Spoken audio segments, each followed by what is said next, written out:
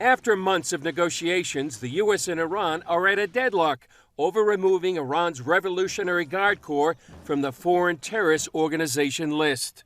The IRGC has American blood on its hands, and there's no good reason for the United States to even consider lifting this FTO designation. Middle East expert Ellie Cohanim says bipartisan support on Capitol Hill is building to keep that designation in place. You're hearing from many, both Democrat and Republican members of Congress, who have voiced their concern to the Biden administration that there's no good reason to lift that FTO designation. Even if that stipulation remains and the deal is signed, concern is growing that it will pave the way to nuclear proliferation in the Middle East. The Saudis already have agreements with the Pakistanis. They funded the Pakistani nuclear project, and they are ready to procure nuclear weapons the moment this agreement is signed, and they understand that Iran is moving towards nuclear capabilities. So what we will see is proliferation of nuclear capabilities all over the Middle East.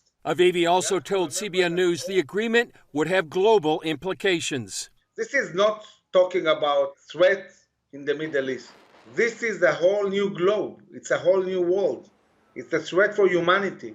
And therefore, I cannot understand why the European Union and this current US government is pushing towards enabling this vicious regime who calls America the big Satan and calls Israel the little Satan. Let them have nuclear capabilities.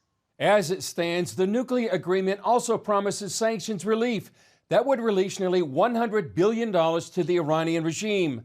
Avivi and others believe the money would not only fund Iranian partners in the region, like Hezbollah and others, it could also reach allies closer to the U.S., like Venezuela, which Avivi calls Iran's Cuba. Chris Mitchell, CBN News, Jerusalem.